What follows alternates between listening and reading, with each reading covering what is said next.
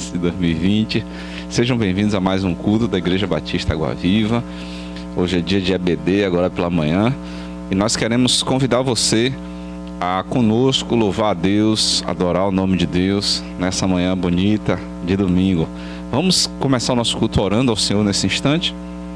Querido Deus, exaltado e glorificado seja o teu nome. Nós queremos te bendizer por tua bondade, por tua fidelidade, em nos dar mais uma semana de vida, em nos permitir, Senhor, entrar em tua presença para apresentar o nosso culto de louvor e adoração a ti.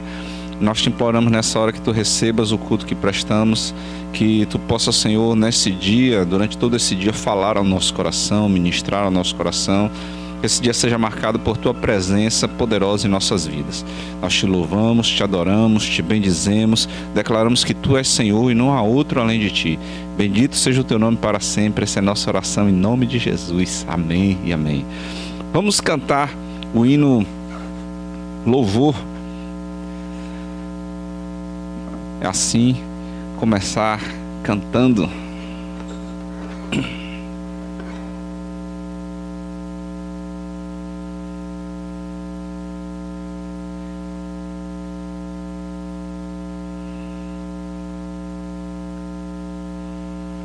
Assim que a gente conseguir aqui, que a minha tá sozinho hoje. Ok. Essa é uma chamada de louvor e adoração a Deus, né? Vamos nós louvar a Deus, vamos ao Senhor de toda a luz, Santo, Santo. Cantem, louvem lá nos céus, nosso Deus e Rei Jesus. Exaltado seja Deus, Santo, Santo. Exaltado seja o nosso Deus e Pai. Exaltado, sempre o exaltado. Cantem, louvem lá nos céus, nosso Deus e Rei Jesus. Exaltado seja Deus, Santo, Santo. Deus, o nosso eterno Pai, Santo, Santo. Deu-nos bênçãos por Jesus, vede, ao Senhor glorificai, vós os salvos pela cruz, sim conosco glória dai, vinde, vinde. Exaltado seja o nosso Deus e Pai, exaltado, para sempre o exaltai, cantem, louvem lá nos céus, nosso Deus e Rei Jesus, exaltado seja Deus, Santo. Exaltemos, volta aí, meu. Exaltemos nosso Deus, Santo, Santo. Exaltemos com fervor, hoje, tributemos todos nós, hinos santos de louvor, sem louvor em alta voz, hoje. Exaltado seja o nosso Deus e Pai, exaltado, para sempre exaltado, cantem, louvem lá no céu, nosso Deus e Rei Jesus, exaltado seja Deus, Santo, ao Senhor de todo amor, ao Senhor de todo amor, Deus de glória, Deus de luz e Deus de paz, cantem glória, hoje nós também louvamos, e nos deste que te apraz, hoje nos deste Salvador, muitas bênçãos. Exaltado seja o nosso Deus e Pai, exaltado, para sempre o exaltai, cantem, louvem lá nos céus, nosso Deus e Rei Jesus, exaltado seja Deus, Santo, Santo. Glória a Deus. Abra aí a sua Bíblia no Salmo de número 89. Nós vamos ler o versículo 1 e o versículo 2. Salmo 89, diz assim a palavra de Deus: Cantarei para sempre o amor do Senhor, com a minha boca anunciarei a tua fidelidade por todas as gerações. Sei que firme está o teu amor para sempre, que firmaste no céu a tua fidelidade. Aleluia. E é uma chamada do salmista para cantar, declarar a fidelidade, o amor do Senhor, né? E quando a gente é convocado, a gente precisa de fato declarar essa bondade, a fidelidade, o amor de Deus, não só através de canções, mas principalmente com a nossa vida, com as nossas ações, né, no dia a dia, no nosso trabalho, dentro de casa, onde quer que nós estejamos, que sempre, em todo momento, vejamos essa fidelidade do Senhor. Nós já estamos passando quase a palavra para o professor Yuji, mas nós vamos, antes de passar a palavra a Yuji, cantar só mais uma canção em cima desse salmo aí. Cantarei teu amor para sempre.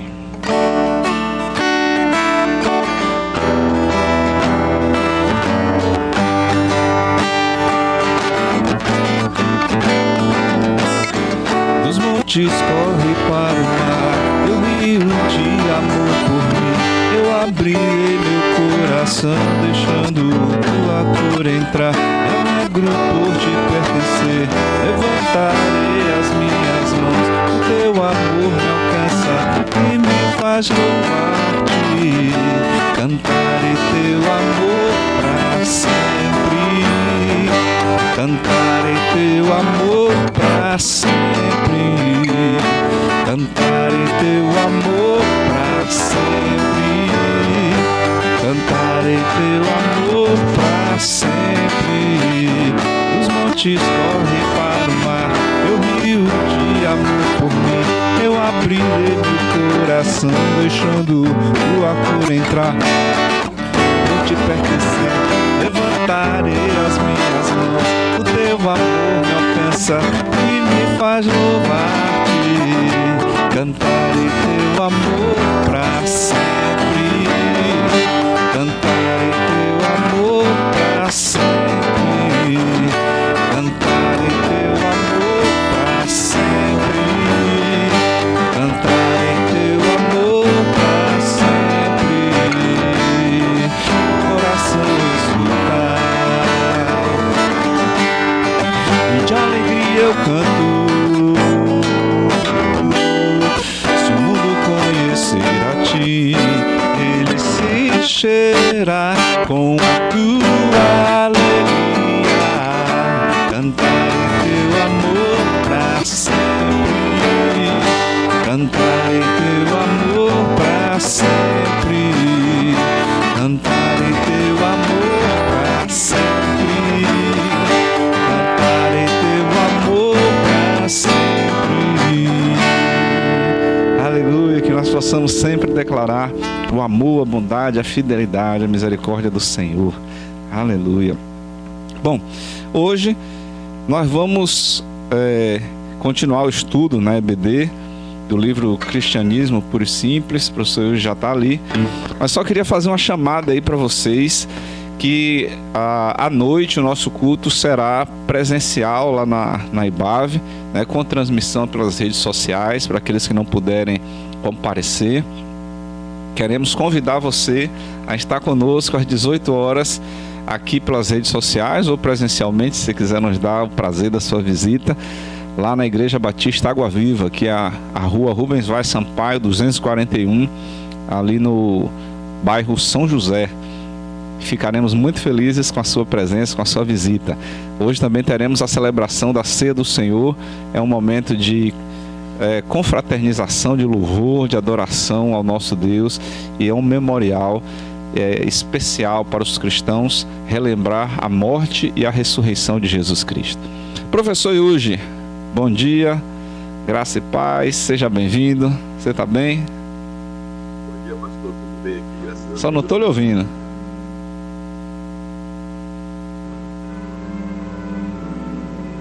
Espera um pouquinho para ver se é a gente aqui ou se é você aí.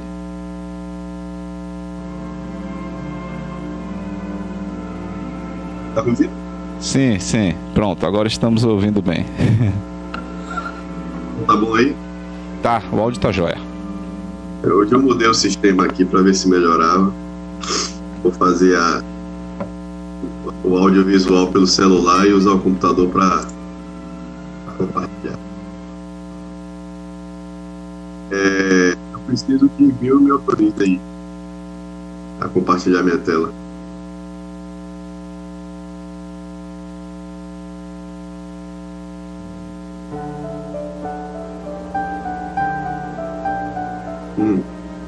Acho que a Pemil está compartilhando ainda.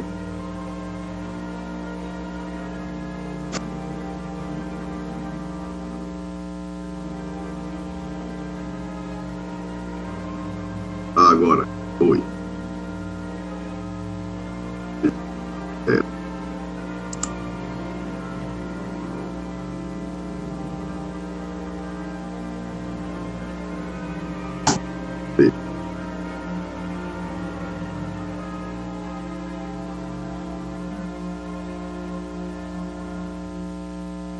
Estão vendo aí?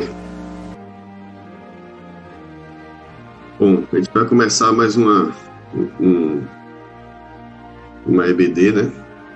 Falando hoje sobre o segundo capítulo do livro 1 de Cristianismo sobre Puro e Simples. Na semana passada nós falamos sobre o prefácio, né? As instruções do autor para a compreensão da obra. E hoje, falamos também sobre os pressupostos que ele apresenta para a existência de uma lei natural e os seus argumentos de que essa lei é real e é universal, né? E nós vamos prosseguir hoje com algumas objeções. Eu estava preparando a aula ontem e quando eu cheguei em 30 e poucos slides, eu falei, não vai dar para fazer 2 capítulos hoje, não. Tá aparecendo notificação aí? O barulhinho da notificação? Não, então beleza. Se incomodar, se o WhatsApp incomodar, vocês me avisam para eu parar aqui, para eu fechar ele. Então, quando chegou em 30 e poucos slides, eu falei, não vai dar para fazer 2 capítulos hoje, não. Aí, como é um capítulo realmente que é importante, porque no capítulo 1, né, ele apresenta os seus pressupostos, as suas premissas e apresenta os seus argumentos para a existência de uma lei natural, moral, né, que é uma lei superior às leis civilizatórias, né, ou seja, não é algo ligado especificamente à civilização, à constituição da civilização, mas segundo Lewis é algo que é superior a isso, é superior à capacidade do homem decidir o que é bom e o que é ruim, né? Por que ele está fazendo isso? Porque ele pretende nos conduzir à ideia de que é absolutamente necessário que exista uma instância superior a essa instância material, né? Essa realidade objetiva que a gente convive todo dia, né? E a prova disso é justamente essa existência a existência dessa lei natural que é superior a essa realidade. Não é uma mera convenção, não é algo que simplesmente nós decidimos porque era para o bem da comunidade, né?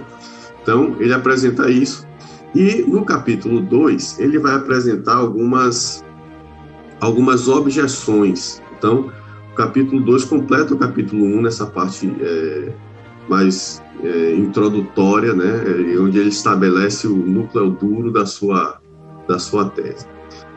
Eu vou continuar lendo aqui no início do EBD, pelo menos essa semana, mais uma vez, né, um texto bíblico. Semana passada, como nós estamos falando de lei, né, lei natural, semana passada nós lemos o Decálogo, né, lemos a instituição dos 10 mandamentos.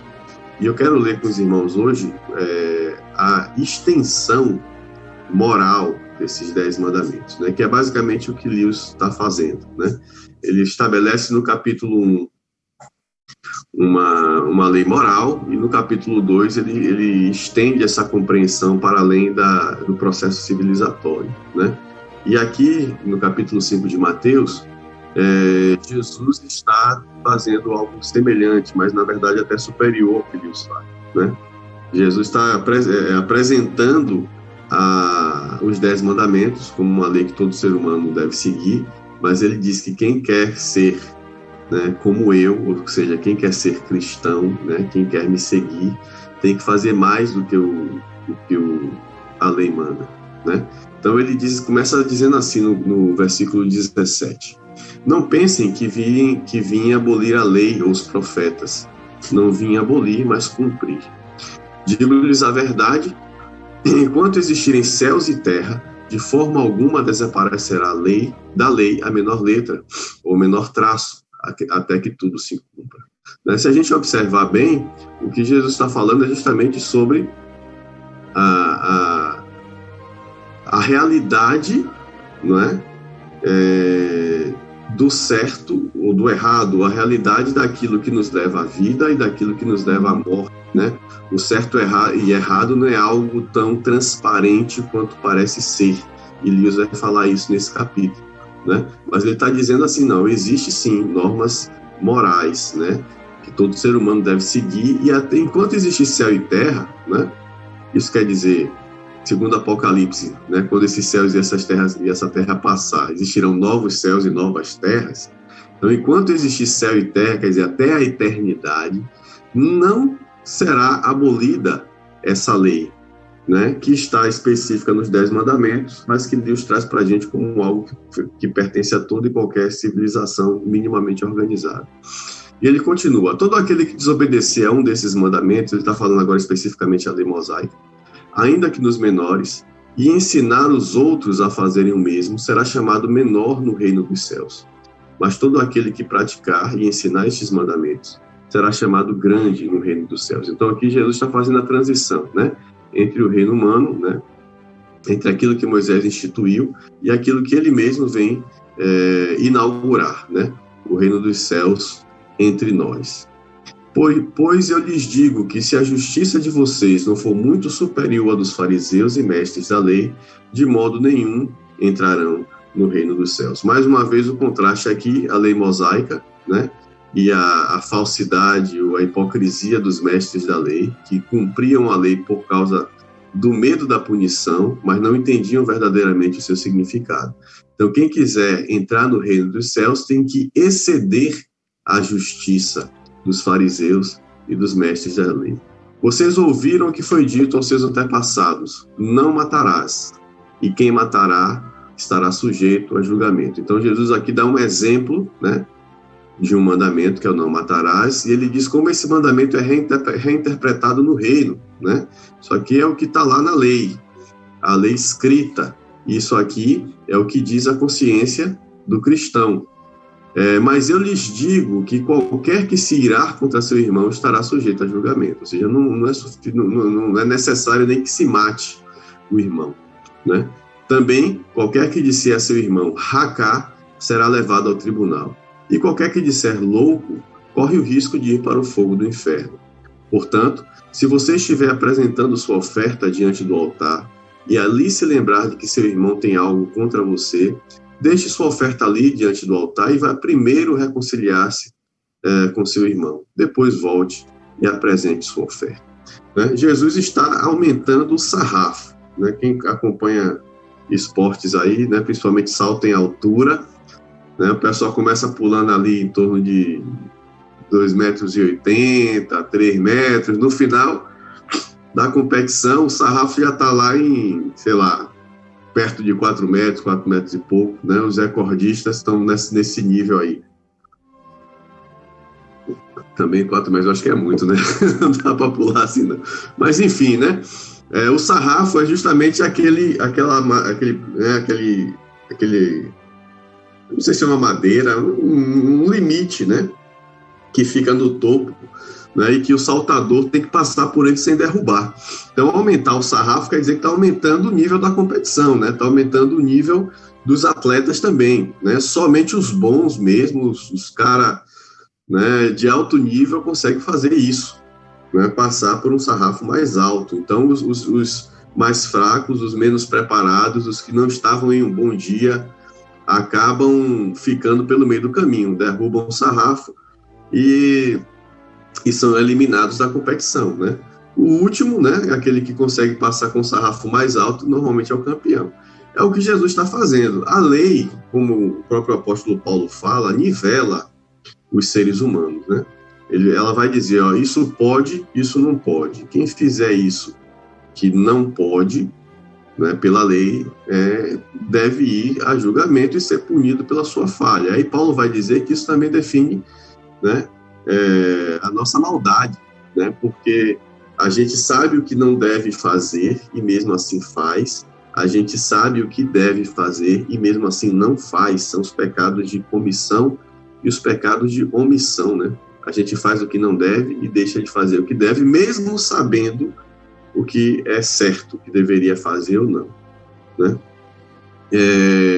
E Jesus está dizendo que não é só isso, né?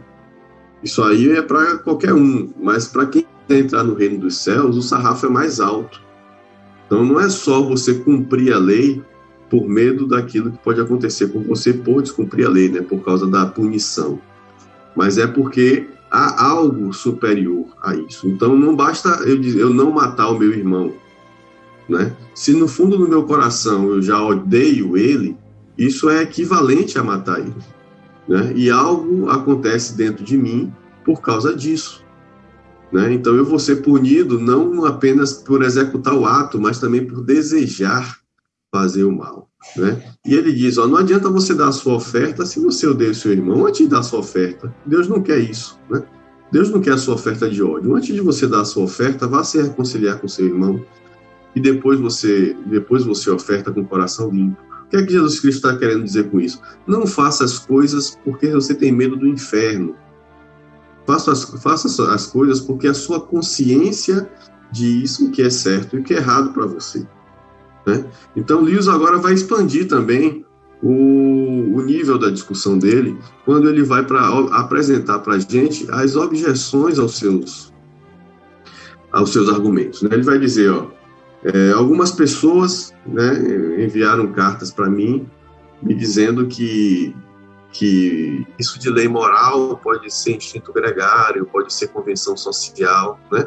E ele aproveita essas cartas para expandir o seu raciocínio, né? E refutar de forma definitiva quem ainda acredita que não há uma lei moral. Uma vez que se estabelece, portanto, que existe uma lei moral que é universal, o que ele chama de Tao, né?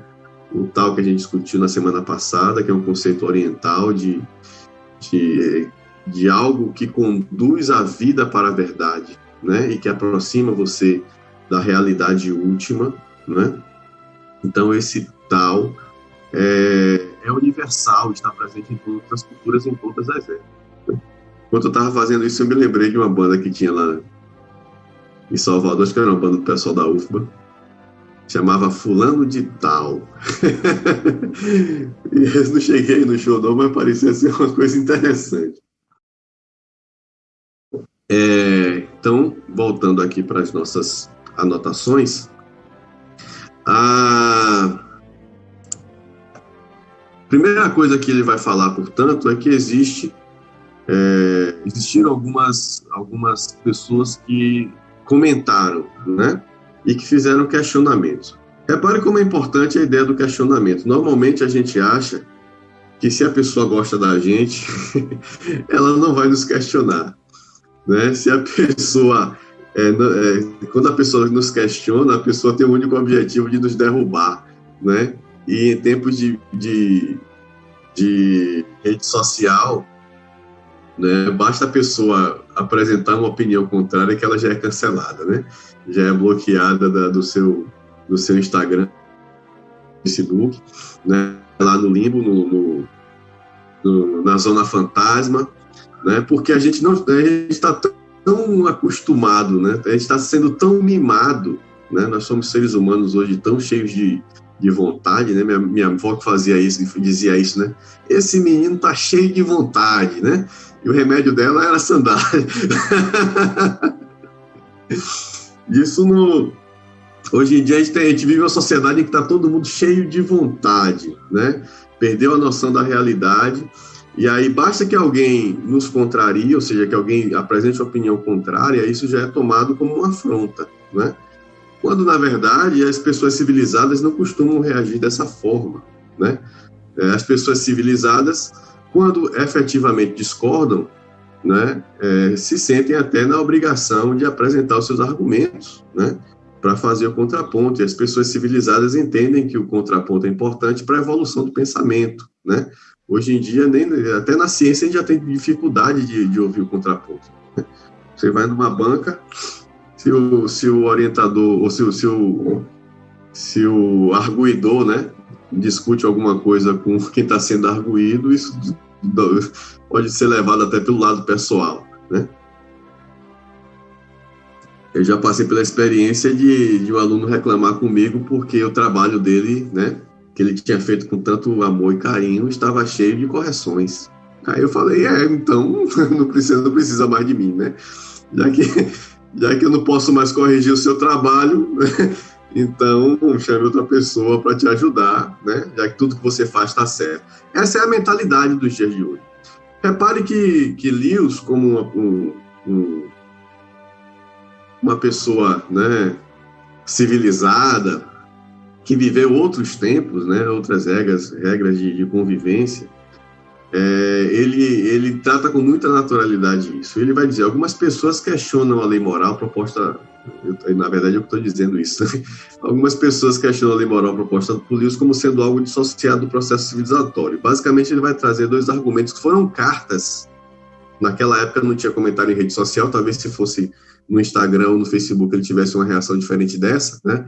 Um pouco mais explosiva. Mas como naquela época não tinha rede social, as pessoas mandavam cartas. Então ele fez a primeira palestra na BBC e as pessoas mandaram cartas para ele, provavelmente para a emissora, e a emissora encaminhou para ele. E aí uma dessas cartas diz o seguinte, Dr. Lewis, né? Será que o que você chama de lei moral não seria simplesmente um instinto gregário? E será que ele não foi desenvolvido da mesma forma que todos os nossos outros instintos? Né? Repare que é outro modelo de civilização, né? A pessoa não começa dizendo que ele é um idiota, por exemplo, porque pensa diferente dela, né? Da mesma forma, ele não responde, né, cancelando a pessoa simplesmente porque a pessoa questionou algo que ele falou. A pessoa tem uma dúvida honesta e isso deve ser valorizado, e deve ser valorizado também o fato de ter uma dúvida honesta e expor essa dúvida para discussão. E Lewis acata isso, né? E ao invés de refutar simplesmente dizendo que a pessoa não tem qualidade, não tem competência para estar questionando ele, né? Ele humildemente apresenta os seus argumentos pelo qual ele considera que ela está errada e não ele, né? Que é o que se deve fazer num debate civilizado, né? Então ele vai apresentar os argumentos pelo qual ele não acha que isso seja instinto gregário. E o que seria o instinto gregário? É o que a gente tem muito ouvido hoje, né? Comportamento de rebanho. Isso é o instinto gregário, comportamento de rebanho, né? Hoje se fala em imunidade de rebanho por causa da epidemia de vírus, né? Mas o instinto gregário é aquilo que nos faz ou que nos conduz a viver em sociedade, em comunidade, né? O homem é um ser social, muitos psicólogos e filósofos já falaram isso, e atribui-se essa capacidade, ou muitas vezes não, na maioria das vezes, essa necessidade de estar em comunidade, a isso que a leitora, né, o leitor, não sei exatamente quem, mas está chamando de instinto gregário. Na nossa sociedade, né, a gente vê hoje também coisas nesse sentido, né? Quem acompanha mercado financeiro já ouviu falar também nesse comportamento de rebanho. Quando um começa a comprar uma coisa, todo mundo vai, né? Quando um começa a vender, todo mundo vende. E aí os preços vão subindo e descendo sem muito critério, é simplesmente pânico, né? Quando começou a crise, as ações despencaram. Aí alguém começa a comprar, todo mundo vai atrás, né? Surge um celular novo, todo mundo quer ter esse celular, né? Então, muitos autores, inclusive, falam que o instinto gregário tira de nós a individualidade, né? Porque o que você quer é ser igual a todo mundo, né? E eu me lembro que, quando eu era adolescente, eu queria ser diferente de todo mundo, sendo igual a todo mundo. Então, tinha cabelo grande, usava camisa xadrez, né, de flanela naquele calor de Salvador, coturno, bermuda cargo rasgada, né? Aí alguém falava, você é grunge? Não sou grunge. Eu estava idêntico ao grunge. Você é grunge? Não, eu não sou grunge porque eu sou autêntico, sou individual, eu tenho o meu próprio estilo, né? Aí quando juntava os amigos, estava todo mundo igual. Mas é algo que faz parte também da nossa do nosso amadurecimento. Então, aqui, ó, primeira coisa, né? Lewis, ele vai admitir que o instinto gregário é real, isso é óbvio, né? As pessoas se juntam em comunidades, em clubes, né? Eu já falei aqui na primeira aula sobre a biografia de Lewis, que ele participou de pelo menos 2 clubes, né? Na época em que ele estava em Oxford ainda, né? Os Coal-Biters e os Inklings, né? Os Inklings são mais conhecidos. Há essa necessidade de você se juntar em um grupo que pense de forma parecida com você, que goste das mesmas coisas que você, né? Na filosofia antiga grega, você tinha as escolas, né? Então você se juntava com um filósofo ou passava a seguir um filósofo que de certa forma você concordava, dava as respostas que você precisava, e você fazia parte daquela escola. Hoje em dia ainda tem isso, né? Agora, o instinto, né, é algo diferente do desejo, da volição, da vontade. Então, o que ele vai falar sobre instinto? Instinto envolve possuir um forte anseio ou desejo de agir de determinada maneira. Então, o instinto nos leva a desejar, certo? A fome, o instinto de nos alimentar, nos leva a desejar comer, a querer comer, né?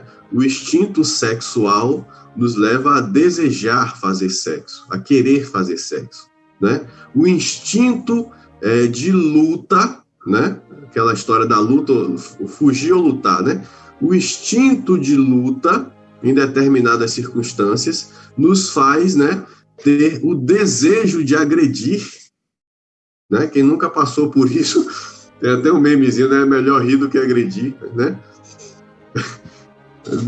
Realmente você sente o desejo de agredir quando você tem muita raiva de alguém, né? Quando você quer defender o seu posicionamento, defender, né? Isso nos remete a quando a gente precisava defender o nosso território, né? O instinto de fuga, da mesma forma, você vai desejar correr para o mais longe possível daquilo que que te oferece perigo. Então, sentir o desejo de é diferente de sentir a obrigação de. O que é que Lewis está querendo dizer com isso? Ó, quando você passa por alguém, por exemplo, na calçada, caído, né, sangrando lá, você tem o desejo, né, de se proteger daquela situação. Por exemplo, eu não sei o que aconteceu, não sei, né, se o cara está ali por causa de alguma doença contagiosa, né? Eu não sei porque se ele foi agredido e quem agrediu ele ainda está por perto, pronto para agredir outra pessoa. Não sei se ele está se fingindo de agredido, né? E é uma isca para eu ir lá e ser agredido. Então, automaticamente, o meu instinto de autopreservação, né, vai provocar em mim o desejo de me afastar. Foi o que aconteceu com o que acontece na parábola do bom samaritano, né? As pessoas escolhem se afastar por instinto, né? O sacerdote, por exemplo, sabendo que não podia tocar, se a pessoa tivesse morta, né? Não poderia tocar nela porque se ficaria impuro e não poderia participar da celebração, né? Ele instintivamente se afasta da pessoa que aparentemente está morta, né? O samaritano, ele não age por instinto, por quê? Porque ele provavelmente sentiu os mesmos desejos e as mesmas necessidades que qualquer ser humano sentiria, que seria se proteger daquela cena, se afastar daquela cena. No entanto, o que Lewis está dizendo é que a lei moral, a despeito do nosso desejo, nos coloca em nossa mente uma necessidade, uma obrigação de fazer. Então, aquilo não é só um desejo, aquilo se torna uma obrigação. Então, eu vejo a pessoa lá e, muito embora eu tenha receio, né, tenho medo, né, tenho desejo de fugir daquela cena, algo dentro de mim diz, vá lá e veja o que você pode fazer para ajudar aquele outro ser humano. Portanto, instinto e desejo são coisas diferentes, né? O que a lei moral nos faz é nos obrigar a fazer algo que a gente não quer. Então, se nos obriga a fazer algo que a gente não quer, aquilo não pode ser algo instintivo, né? Porque o instinto, na verdade, para fazer aquilo que a gente precisa, o instinto vai colocar em nós o desejo de fazer aquilo. Eu agora quero fugir, ou eu agora quero lutar, depende da situação. Primeiro eu fujo, não tenho como fugir, eu luto. Né? Mas eu não luto porque eu me sinto obrigado a fazer aquilo sem querer fazer. Eu luto porque não tem outra alternativa. Ele vai, portanto, mostrar 3 formas de reconhecer a lei moral. Né? E a primeira forma é que a lei moral nos manda suprimir um instinto e favorecer outro. Isso é o básico do super-herói. Né? Lewis vai usar a alegoria da pessoa que está se afogando. Eu estava assistindo com Isabel uma série da Amazon que chama Lore, e uma dos episódios era do cara que inventou uma lobotomia, né, que fazia aqui furando pelo lado do olho. E tem uma história que me chamou a atenção. Ele estava passeando com os filhos próximo a um riacho, e aí um dos seus filhos caiu no riacho. O riacho ficava próximo a uma cachoeira. E na narração da história, ele conta que um rapaz jovem, de 20 e poucos anos, o filho dele era criança, tinha acho que 10, 11 anos de idade, aí um rapaz jovem de 20 e poucos anos, fardado, né, acho que era soldado do exército, da marinha, não me lembro, instantaneamente se joga para salvar a criança. Como o local era perto da cachoeira, os dois caem na cachoeira e os dois morrem. Tanto o filho dele, quanto o rapaz que tenta salvar. Né? Quando você pensa numa situação dessa, você pode dizer instinto. Mas o que é que o seu instinto te diz, na verdade? Sobreviva. Né? Existe, sim, o instinto gregário, que diz a você, ajude. Da mesma forma que quando você tem, né? Para quem já viu o programa de natureza, né? Búfalos, bisões, né? Quando os lobos começam a perseguir um determinado filhote, né? Os machos adultos formam um círculo ao redor dos filhotes e das fêmeas. Isso é o instinto gregário, né? Mas se eles tiverem a opção de fugir, eles fogem antes, né? Então existe sim, o instinto gregário obrigou de certa forma, despertou aquele jovem o desejo de salvar aquele menino. Mas aí tem 2 coisas. Ao tentar salvar aquele menino, ele coloca a própria vida dele em risco. Então eu tenho 2 instintos aí em oposição. Um dizendo, vá, ajude o seu semelhante, que é o instinto gregário. O outro dizendo, fique e preserve a sua vida. A probabilidade de você salvar ele é muito pequena. Vocês 2 vão cair na cachoeira e vão morrer. O que é que fez aquele cara se jogar na cachoeira e ainda assim, né? Se jogar na cachoeira e de fato morrer? É o que ele está dizendo, ó. A lei moral é superior aos nossos instintos, porque ela vai dizer qual instinto é que a gente deve obedecer. Por que eu coloquei aqui uma foto de Vingadores Ultimato? Porque esse cara aqui e essa criatura aqui, né, agiram de acordo com a sua lei moral, né? A Viúva Negra, ela percebe que ela não consegue deter esse cara aqui que está escondido, que chama Thanos, né? Thanos, ele é movido por uma lei moral, né, distorcida. Thanos acha que quer fazer o bem. Só que na cabeça dele, para ele trazer o bem para a humanidade, né, é razoável, a humanidade não, para o universo, né? Para trazer a lei, o bem para o universo, é razoável que metade do universo seja sacrificado. Isso é muito, muito parecido com o que a gente vê hoje em dia, com a pós-modernidade. Né? O eu é sempre mais importante do que o outro. Então, o que ele pensa é perfeitamente razoável, gente. A gente vai pagar um pequeno preço, que é destruir metade das vidas do universo. Mas, em compensação, o benefício disso vai ser absoluto, porque a outra metade que continua existindo, né, vai ter mais recursos, vai ter mais espaço, vai ter uma vida muito melhor, né? A gente está acostumado, no nosso dia a dia, a sacrificar a vida dos outros, né? E isso é o que o mundo diz, a vida do outro pode ser sacrificada, desde que o bem maior seja atingido.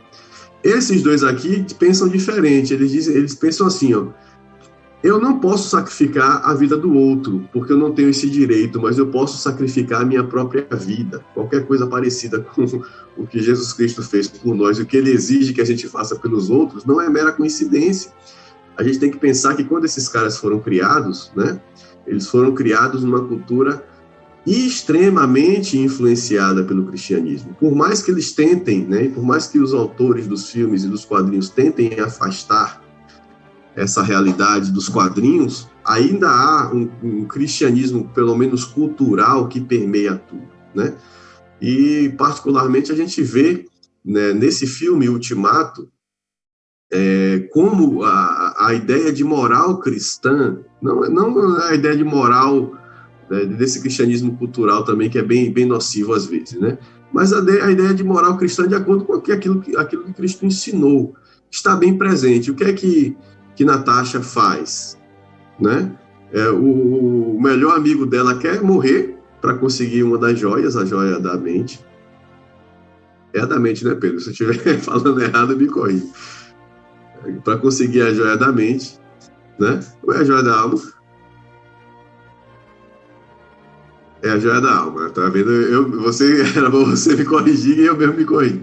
Para conseguir a joia da alma, e aí ela engana o amigo dela, né, o Gavião, e ela mesma se sacrifica, né, para poder ele conseguir a joia da alma. E esse aqui faz o último sacrifício, né?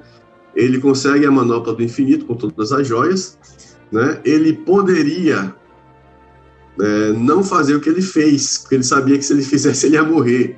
Mas aí o que é que ele faz? Ele usa a joia da alma para reverter o mal que Thanos tinha feito no episódio anterior, né? E morre.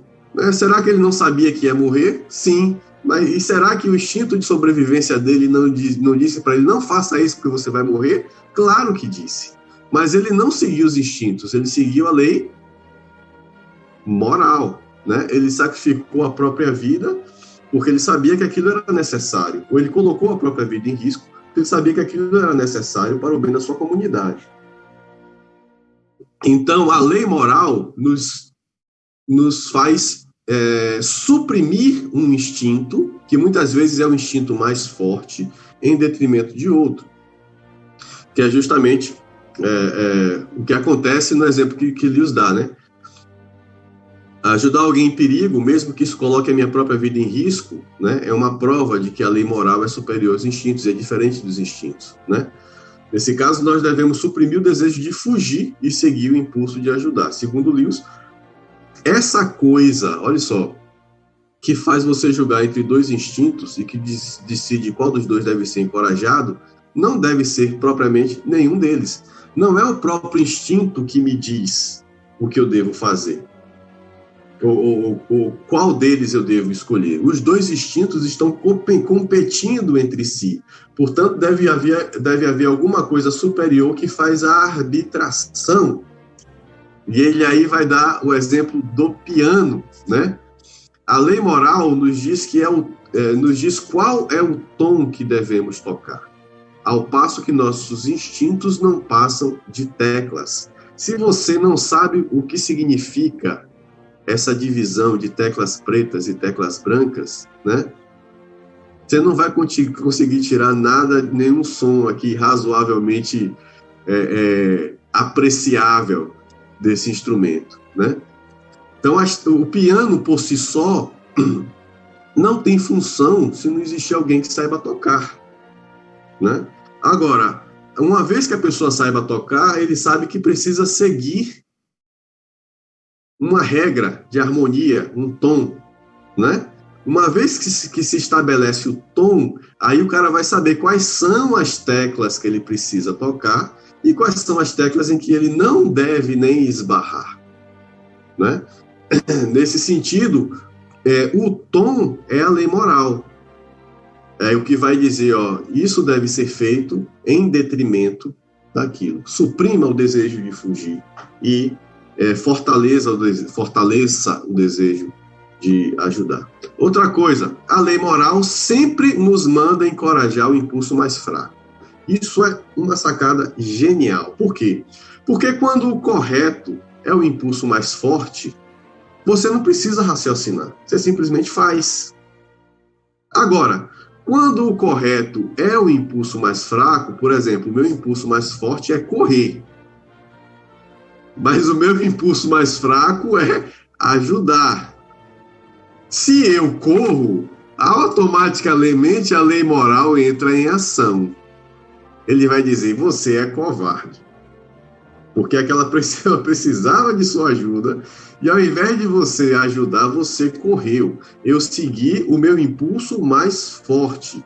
É aí que eu percebo a lei moral. Eu não vou perceber a lei moral quando o mais forte é fugir. Por exemplo, tá eu e o cara num beco sem saída. Qual é a única alternativa que a gente tem? É lutar. O meu impulso mais forte vai ser o de lutar. A lei moral não vai se meter. É a única alternativa que eu tenho. Agora, digamos que haja uma saída que só passe um, né?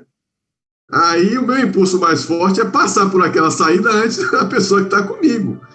Aí a lei moral vai dizer, mas você não vale, né, o prato de feijão que você come, você é um covarde, né? Você tem que deixar a outra pessoa passar e ficar aqui lutando, ganhando tempo para ela conseguir fugir, né?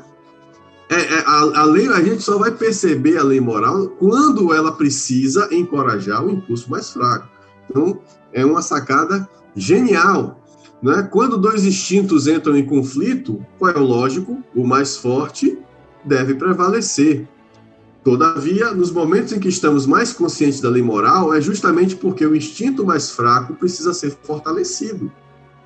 Né? É aí que entra aquela dor na consciência, não, eu quero fugir, mas não é isso que eu deveria fazer. Ou seja, eu tenho um desejo, que é o meu instinto, e tenho uma obrigação, que não é mais o instinto, é a lei moral. E Lewis vai dizer assim, ó, aquilo que lhe diz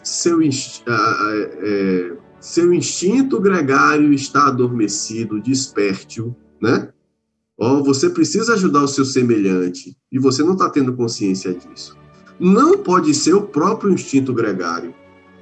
Da mesma forma que a nota, que o que lhe diz qual nota do piano deve ser tocada, não pode ser a própria nota do piano. Você não olha para as teclas do piano e as teclas estão dizendo me toque. Tem alguma coisa que diz, ó, essa tecla deve ser tocada agora. Que é a harmonia, são as regras da harmonia, né? A harmonia vai dizer, se você está tocando em um determinado tom, existem teclas que harmonizam entre si dentro daquele tom. Algumas teclas, quando tocadas, vão provocar uma dissonância, né? Um som incômodo, né? Ou seja, está fugindo da harmonia. Então, fuja dessas notas, não execute essas notas, né?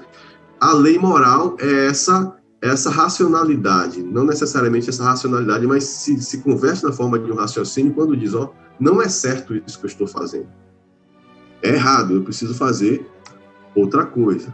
Por fim, uma vez que a lei moral diz respeito a um comportamento bom, seria necessário reconhecer pelo menos algum instinto que seja perfeitamente bom, né? Então, o que é que ele está dizendo?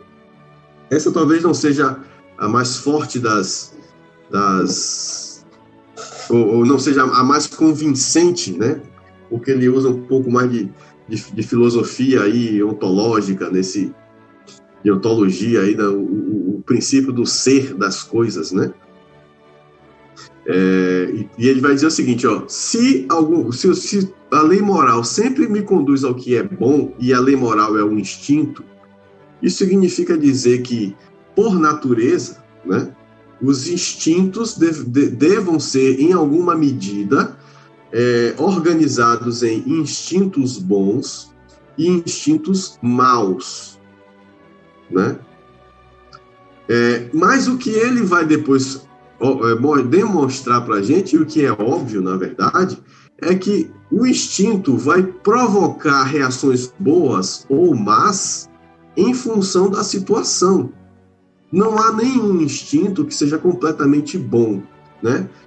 Por exemplo, quando você pensa na maternidade, aí você vai dizer, o instinto materno é sempre bom. Será? Será que aquele desejo, né, de proteger a cria, né, a qualquer custo vai ser sempre bom?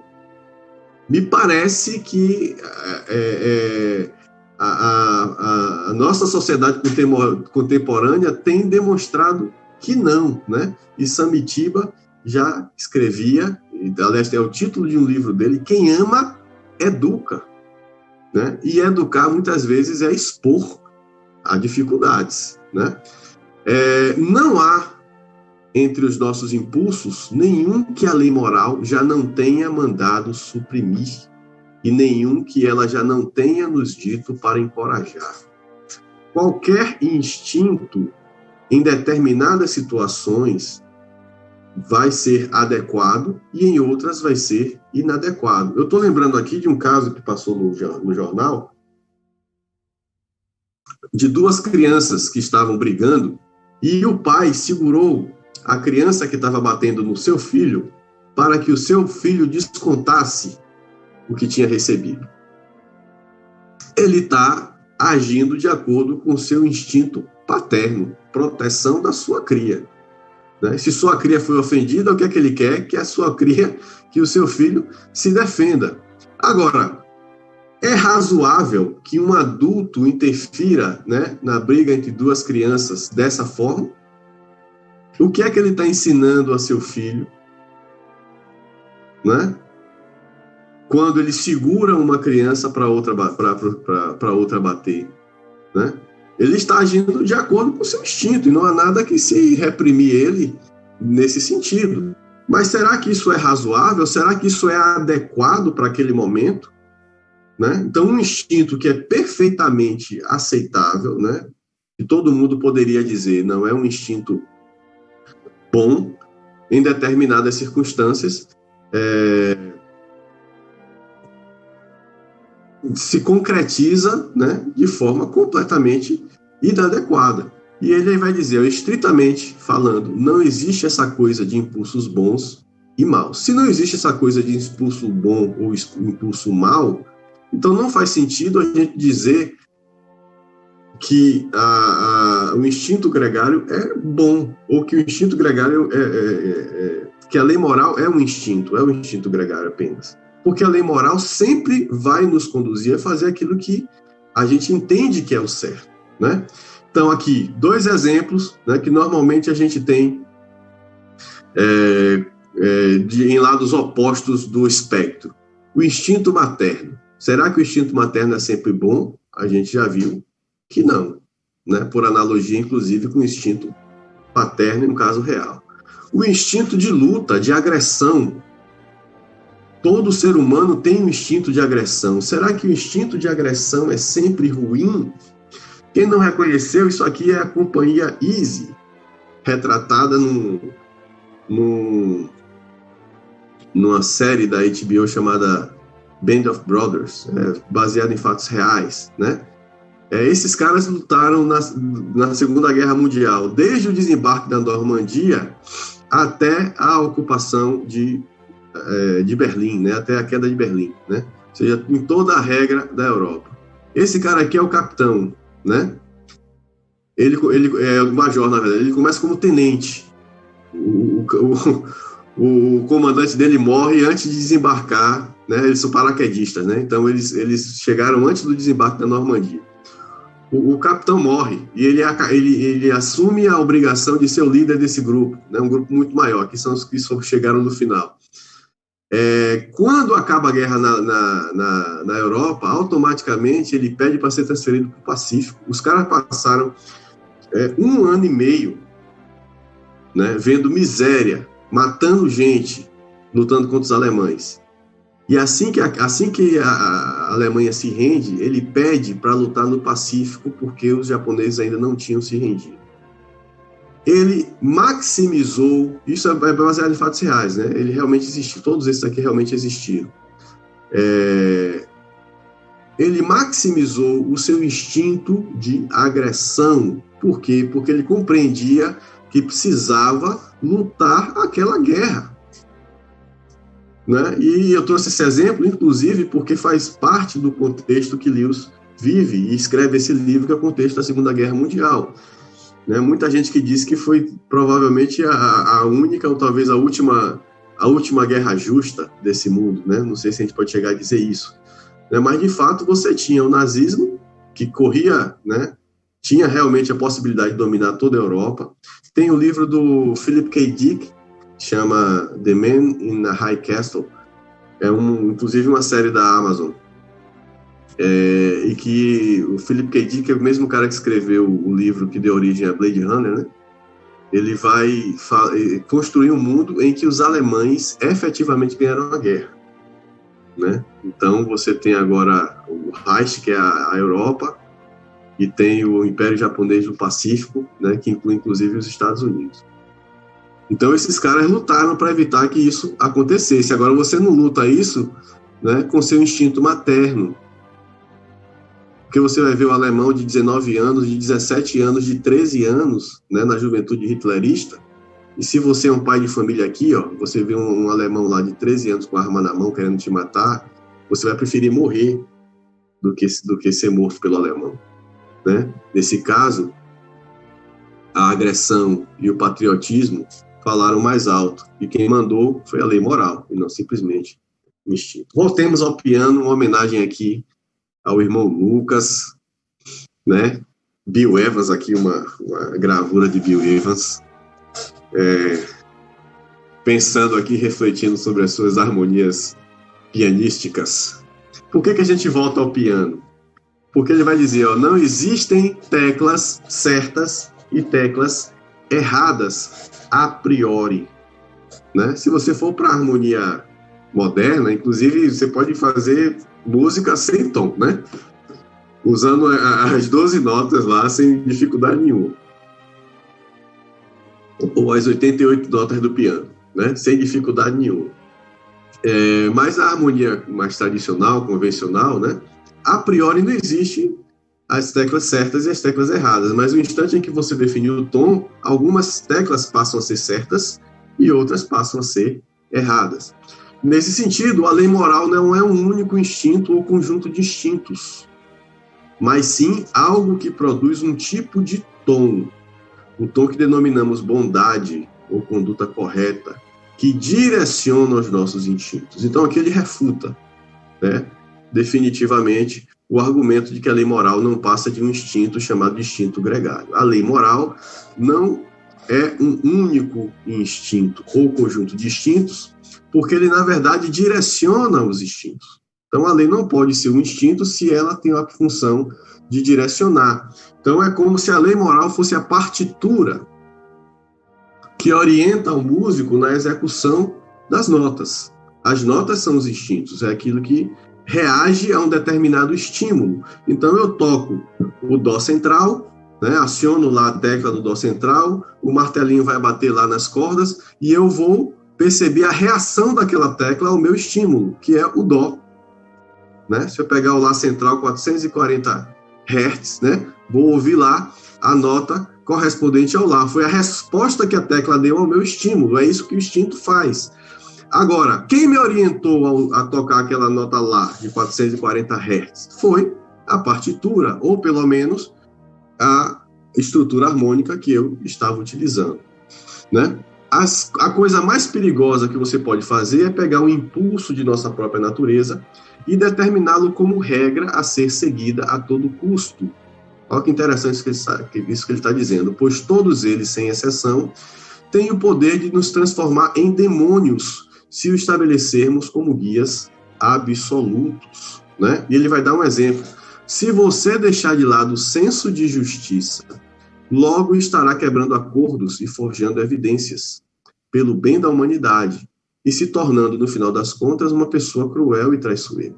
Repare bem, o que a gente vê no dia a dia é a polícia prende, a justiça mata, ou a justiça solta. A polícia prende, a justiça solta, né? A polícia prende, a justiça solta. Ah, por quê? Porque a justiça né, o procedimento de prisão não foi adequado, porque aquela regra, né, aquela evidência não foi obtida de acordo com a lei. Isso nos revolta, é óbvio. E muitas vezes, o que é que o nosso instinto vai dizer? Se eu for policial, o que é que eu vou fazer? Eu sei que o cara é traficante, né? Por exemplo, eu sei que o cara é traficante. Ele está lá de bobeira na esquina. Ele já destruiu várias famílias, já matou um bocado de gente. Eu vou prender ele, vou botar uma certa quantidade de droga no bolso dele, né? O suficiente para ele ser enquadrado como tráfico, e vou me livrar de um problema para a sociedade. Repare que supostamente, a ideia do cara é boa. Ele quer livrar a sociedade de um indivíduo que só traz dano para ela. Mas, para isso, ele vai abrir mão da justiça e das regras de convivência. Ele vai abrir mão daquilo que é o que mantém a sociedade equilibrada. Por mais que a gente discorde das nossas leis, as nossas leis são regras de convivência. Se eu quebro uma lei, está dizendo que eu estou desequilibrando isso, em algum sentido. Se eu discordo da lei, eu tenho que mudar a lei, na medida do possível, e não necessariamente quebrá-la. A desobediência civil não é um recurso imediato, a gente já discutiu isso, né? Não é pecado por si só, mas não é um recurso imediato. Então, quando eu abro mão da justiça, eu estou me transformando em um verdadeiro demônio. Eu estou fazendo como Thanos fez, para quem gosta de cultura pop. Eu estou resolvendo um problema para a sociedade, sacrificando pessoas, sacrificando princípios para que isso aconteça, né? Então, a gente não pode confundir as coisas, a gente não pode abrir mão de deixar a nossa lei moral, né, orientar as nossas atitudes. Por mais que eu queira que aquele cara seja preso, né, eu não posso abrir mão dos procedimentos legais, porque esse é o procedimento justo. Por que é justo? Porque equilibra, porque serve para todo mundo, e não apenas para uma parcela da sociedade.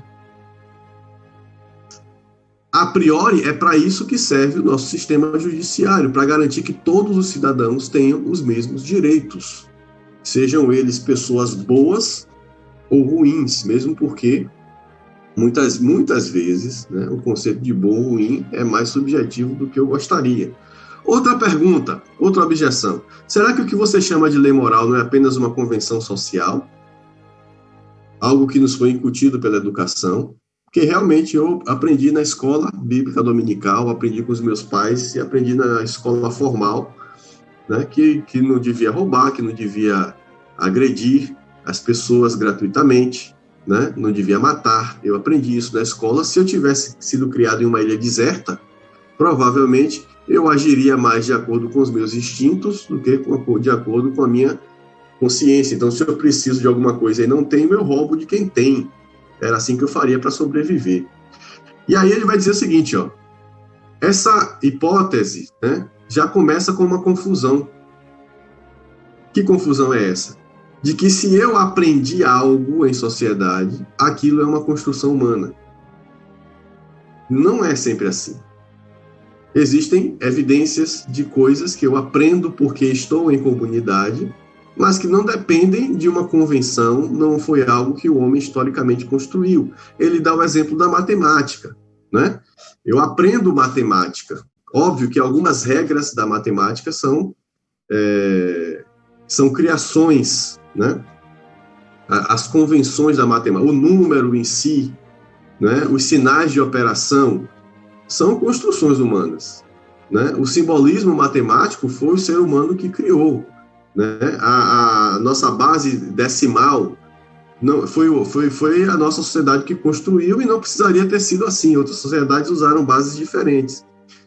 Mas existem verdades ali que independem da nossa construção, né? a matemática funciona ou funcionaria de forma diferente, é claro, mas funcionaria se tivesse sido criada com outras regras em outros contextos, como efetivamente já funcionou em outras civilizações, né? E, portanto, a matemática eu aprendo na escola, mas não é algo, né, que só existe porque eu construí.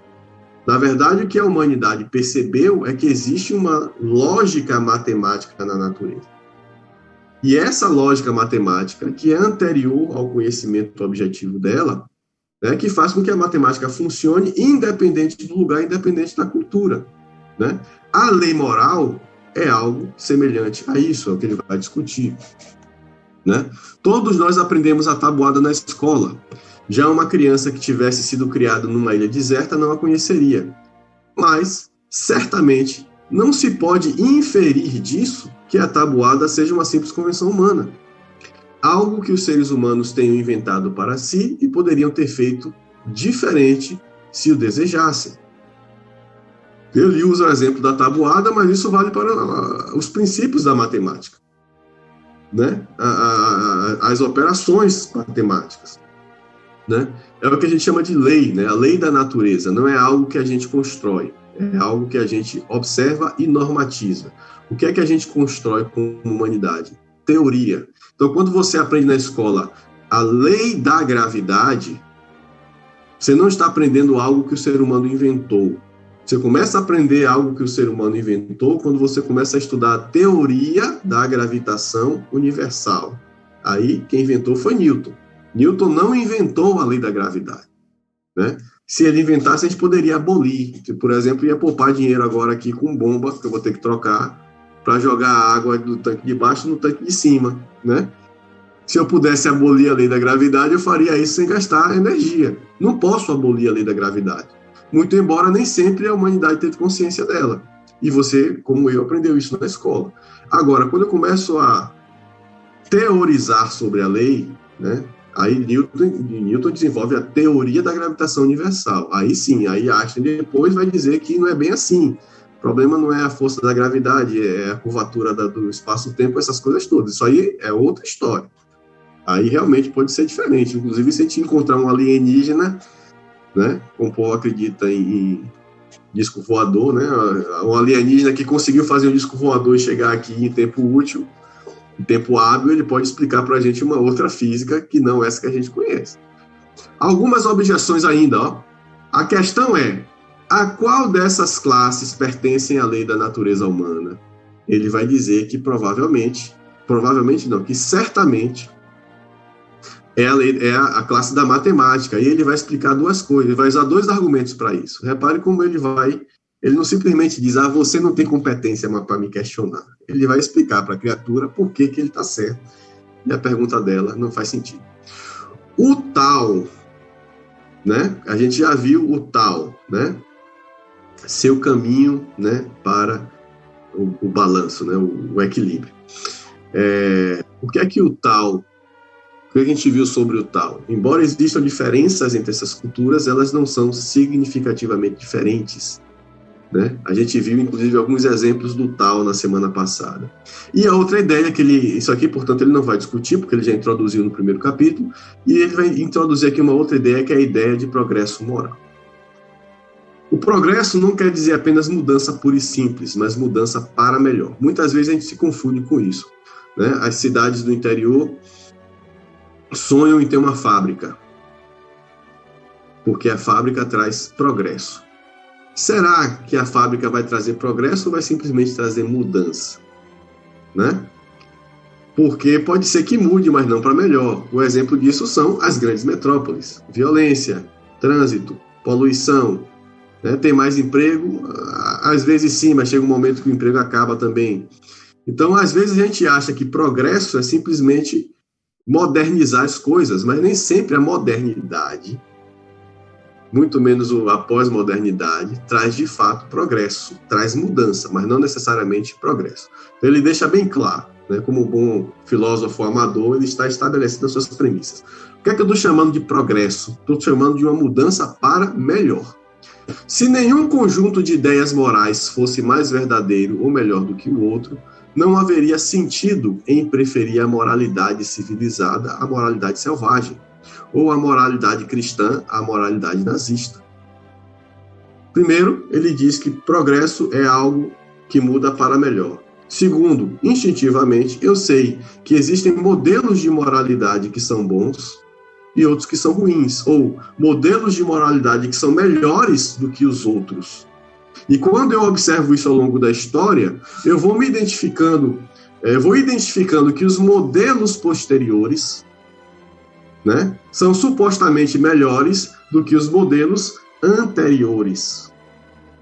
Né? Quando eu olho na história da humanidade, que em um dado momento, né, por exemplo, no Velho Testamento, em um dado momento eu chego numa vila, mato homem, mulher, criança, mulher grávida e o escambau, e isso é perfeitamente aceitável naquela época, né? Eu vou dizer não, a moralidade de hoje é melhor do que aquela, porque hoje, por mais que se esteja em guerra, não se admite matar civil, mulher grávida, muito menos.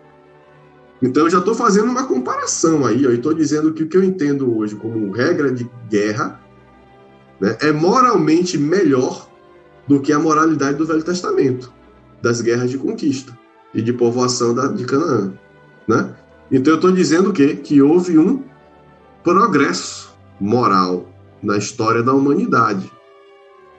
Na época dele, ele vai dizer, ó, a gente não acha que a moralidade cristã, por mais que seja criticada, é melhor do que a moralidade nazista. Tem gente que hoje vai dizer que é a mesma coisa, né? Mas, se você olhar o cristianismo puro e simples de Lewis, será que não é melhor do que a moralidade nazista? Então eu estou fazendo juízo de valor aqui. No exato momento em que você diz que um conjunto de ideias morais pode ser melhor que outro, estará, na verdade, medindo ambos de acordo com o padrão, dizendo que um deles está mais em conformidade com aquele do que o outro. O nazismo, a Revolução Francesa. Se você olha criticamente a Revolução Francesa, ela tem muitos problemas morais. Muitos problemas morais. A época do terror, então, nem se fala. Mas você ainda vai olhar para a Revolução Francesa com um olhar mais simpático do que o que você olha para o movimento nazista, fascista do século XX. Você vai julgar aqui, ó, apesar de todos os equívocos, né? Por exemplo, eu não acho razoável a execução de ninguém, né? Se a pessoa não pode se defender, né? Você chega lá, bota na guilhotina, ou bota na forca, ou bota no paredão e mata todo mundo, né? E isso obrigatoriamente acontece nas revoluções, é uma coisa que a gente precisa entender, não há revolução sem derramamento de sangue, né? Então, quando eu olho para isso aqui e vejo, né, e comparo com isso aqui, eu ainda vou dizer, não, antes a Revolução Francesa do que o nazismo. Eu estou fazendo um juízo de valor, estou comparando coisas. Agora, o que é que eu estou usando como referência para dizer que isso aqui é melhor do que isso?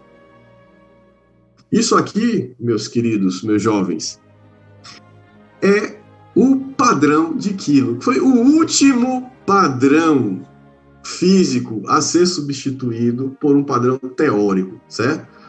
Padrão de tempo já tinha sido substituído pelo decaimento radioativo, eu não me lembro agora qual é o elemento, mas, enfim, o tempo que o elemento passa a decair é o nosso padrão de tempo. O padrão de distância, a gente hoje usa a trena laser, né? Passa a ser o deslocamento na frente de onda da luz, né? Que é o tempo que a luz vai, demora para ir e voltar, né? Aí você, pela velocidade da luz, você mede o espaço. Mas até pouco tempo atrás não existia algo que substituísse isso aqui. Isso aqui está no cofre, no subsolo de um banco lá na França, né? Todo cheio de proteção, porque isso aqui é o quilo padrão. Quando a gente fala, isso aqui pesa 300 gramas, essa caneca aqui de Game of Thrones, né? Presente de minha irmã Yuri. Isso aqui pesa 300 gramas. Isso não é aleatório, gente. Eu estou dizendo que isso aqui, ó, é 30% disso aqui. 30% não, 33,33% disso aqui, né? 30 gramas. Não, é 30% mesmo, maluquice minha. Eu estou dizendo, se isso aqui pesa 300 gramas, isso aqui, ó, corresponde a 30% desse cara. É uma entidade física real. É o padrão de peso, certo? Padrão de quilo. Tudo aquilo que você diz é 1 quilo, você está comparando com isso. Se o que eu estou dizendo que está na minha mão tem a mesma massa, tem o mesmo peso na Terra que isso aqui, então isso aqui é 1 quilo. Por quê? Porque saiu da minha cabeça? Não, porque eu comparei com esse carinha aqui. Esse quilo hoje também foi substituído. Isso aqui é uma bola de silicone, né, que representa, né, alegoricamente o novo padrão de quilo, que é correspondente a um determinado número de átomos. Então agora a gente não usa mais esse cara agora é peça de museu. O padrão de quilo agora é de respeito a um determinado número de átomos de um elemento. Então aquilo corresponde a 1 quilo. Quem tiver algo semelhante àquilo vai ser 1 quilo também. E quem tem menos ou mais, vai ser dadas as devidas proporções. O que eu quero dizer é que, se não tivesse 1 quilo padrão, a gente não poderia, por exemplo, chegar na nutricionista e dizer, eu peso 30 quilos, e ela dizer, você está mentindo para mim. Né? Porque ela sabe que existe 1 quilo que é 1 quilo de verdade, e o meu peso não corresponde àquilo.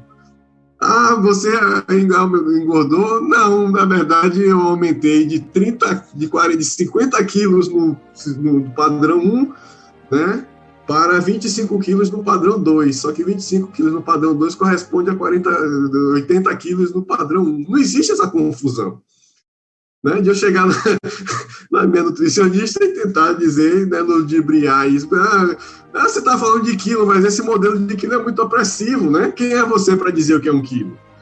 Né, porque eu poderia estar dizendo, quem é você para dizer o que é 1 quilo? Eu não sou ninguém, mas isso aqui diz o que é 1 quilo. Ó. É 1 quilo de verdade. Então existe um padrão real. Por que eu trouxe essa figura? Porque se eu estou dizendo que uma cultura é moralmente melhor do que a outra, eu preciso de um padrão. Né? Então, eu estou comparando essas coisas com um padrão. E esse padrão é o que a gente pode chamar de moralidade real. Se suas ideias morais podem ser mais verdadeiras e aquelas dos nazistas menos, deve haver algo de acordo com a qual sejam verdadeiras. E isso é a moralidade padrão, ou a moralidade real. Ele vai trazer a ideia da cidade de Nova York, né? A ideia de quem foi a Nova York, quando pensa em Nova York, é essa. A minha ideia de Nova York é essa, porque eu nunca fui. Então alguém pode dizer, a minha ideia é mais verdadeira do que a sua. De fato, porque existe uma Nova York real. E essa pessoa viu essa Nova York real e sabe que isso aqui que eu estou pensando sobre Nova York não corresponde à realidade. Né? Se for conversar com minha irmã, essa é a minha ideia de Nova York, e essa é a ideia de Nova York que Jung tem, né? Porque ela já foi lá. Então, se a regra de comportamento digno, aí já é outra história, acho que eu me adiantei. Não, é isso. Não, é isso mesmo. Se a regra de comportamento digno significasse simplesmente o que cada nação decidisse aprovar, não faria sentido dizer que cada nação já tenha sido mais correta do que qualquer outra em seu julgamento. Então, se eu acho que uma nação é melhor do que a outra, se eu acho que o nazismo é pior do que o parlamentarismo inglês, né, do que a monarquia parlamentarista inglesa, se eu acho que eles são piores do que os ingleses nesse sentido, é porque eu acho que existe um padrão de moralidade que é real. E os ingleses, nesse sentido, estão mais próximos desse padrão de moralidade do que os nazistas, certo? Concluindo, os fatos provam que a lei moral, que a ideia geral de comportamento digno é uma prova de uma lei moral universal. Segundo, já encontrei pessoas que exageram nas diferenças porque não fazem distinção entre diferenças de moralidade e diferenças de crença sobre fatos. E ele dá o exemplo das bruxas. O que é que ele está querendo dizer sobre as bruxas, né? Alguém pergunta a ele, será que quando a gente parou de queimar as bruxas, né, a gente não sofreu um avanço moral? E ele questiona isso. Será que realmente a gente avançou moralmente porque a gente compreendeu que queimar pessoas não é algo aceitável, independente da natureza dessa pessoa? Ou a gente parou de queimar bruxa porque a gente não acredita mais que existem bruxas de fato? Se a gente parou de queimar as bruxas porque a gente não acredita que isso seja algo aceitável, né? Então, eu sei que existem bruxas, até compreendo que essas bruxas, né, na minha compreensão, essas bruxas são entidades, pessoas maléficas, que podem provocar muito mal à sociedade. Se eu paro de queimar as bruxas, mesmo tendo essa consciência, sim, houve um avanço moral. Porque eu compreendi que mesmo sendo pessoas inadequadas, né, essas pessoas não podem ser queimadas vivas. Isso é inaceitável moralmente. Agora, se eu parei de queimar a bruxa porque eu não acredito que as bruxas existem, mas queimaria se aparecesse uma, né? Isso, portanto, não é um avanço moral.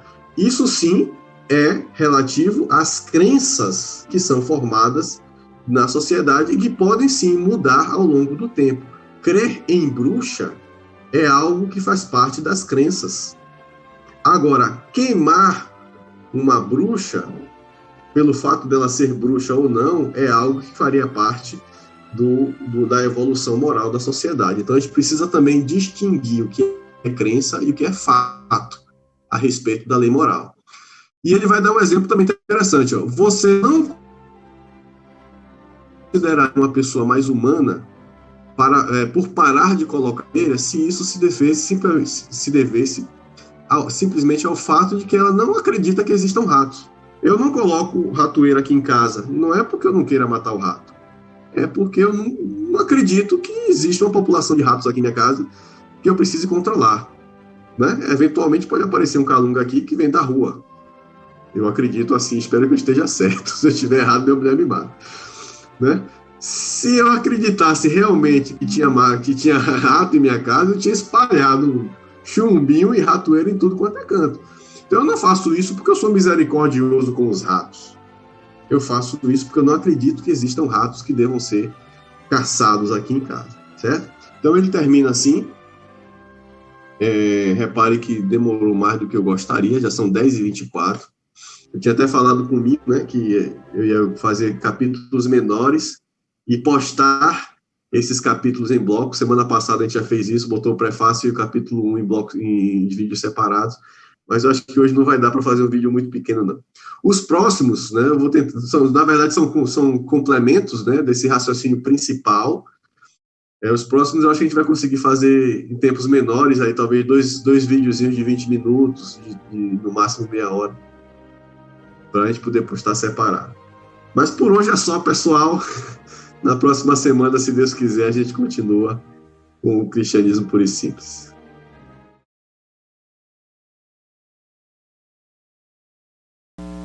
Ok. Nós louvamos a Deus pela vida de Yeuge, que tem sido aí instrumento de Deus para nos abençoar, para ministrar os nossos corações. Tem sido extremamente proveitoso, né, esse tempo aí da Escola Bíblica Dominical. Mais uma vez, lembrando a todo mundo que à noite teremos o nosso culto presencial lá na igreja. Estamos preparando tudo direitinho, um espaçamento, né? Nossa igreja é privilegiada nesse sentido, por ter um espaço aberto bem grande. E teremos também a ministração da Ceia do Senhor, começando pontualmente às 18 horas, ok? Então vamos tentar manter esse padrão de qualidade aí, padrão ouro, começando às 18 horas pontualmente. Vamos orar encerrando o nosso culto desta manhã. Querido Deus, nós te bendizemos, te agradecemos, glorificamos o teu santo nome por tua fidelidade e teu amor e pela oportunidade que o Senhor nos dá de estudar a tua palavra mais uma vez nesta manhã. Sê conosco, Senhor, durante todo esse dia, continua falando ao nosso coração e que o culto de hoje à noite seja também precioso aos teus olhos e agradável a ti. Essa é a nossa oração em nome de Jesus. Amém e amém. A Rivan está falando aqui daqueles que não podem estar presentes, não poderão estar presentes hoje à noite.